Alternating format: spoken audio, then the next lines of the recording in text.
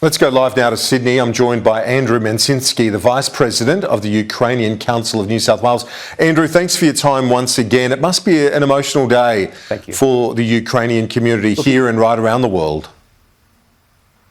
It's an incredibly emotional day.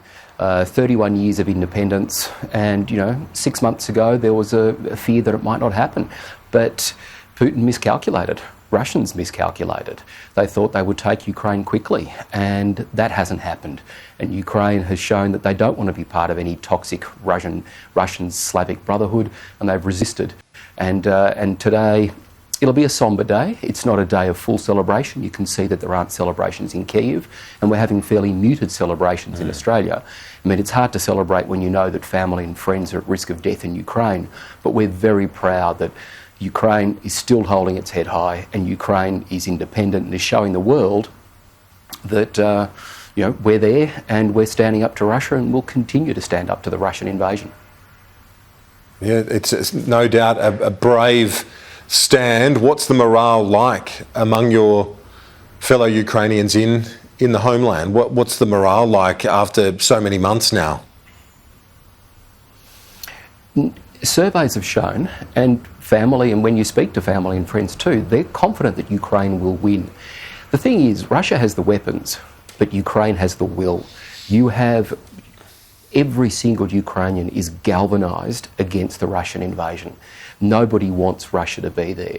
So people will lay down their lives to the end, everywhere, in the cities, in the towns, to repel the Russian invaders. So while they're not optimistic, they don't believe the war's going to end in a month, there is a confidence that the war will end and Ukraine will be the victors, and that the Russians will be defeated. They'll leave the Donbass regions, and they'll even leave Crimea, and Ukraine will be free again for Ukrainians.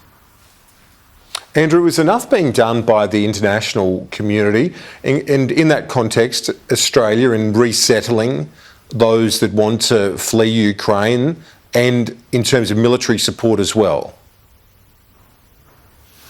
Look, Australia and the West have done a lot, but I think, as we often say when I get asked this question, is you can always do more. I mentioned it before, Ukrainians have the will. There's 40 million people still in Ukraine that are ready to fight. They need weapons. So any more weapons that Australia can provide, Ukraine will take them. Any more weapons that the West will provide, Ukraine will take them, and they would use them very effectively. We've seen already how effectively Ukraine has used they've been grateful for the Bushmasters, and how effectively they've used the long-range rockets to strike fear into areas where the Russians thought they were immune. In terms of local support, I think it's fair to say we were disappointed, and we still are disappointed with the decision to cease the humanitarian support program. 4,500 Ukrainians did make it into Australia under that program. Yeah. There were at least 4,000 more that are still waiting in Ukraine and are now unable to come here. That is something that we're having ongoing discussions with the government about, and we really hope that they can be productive, because we've got families that are separated, you've got wives and children here in Australia, you've got husbands that are still fighting for Ukraine in Ukraine, and we don't have a clear pathway for how to bring those families back together. And that's something that we still need to work on, and hopefully we will solve with the Albanese government. Let's hope there's a breakthrough on that front. Absolutely. Andrew Mensinski, thank you, Vice President of the Ukrainian Council of New South Wales.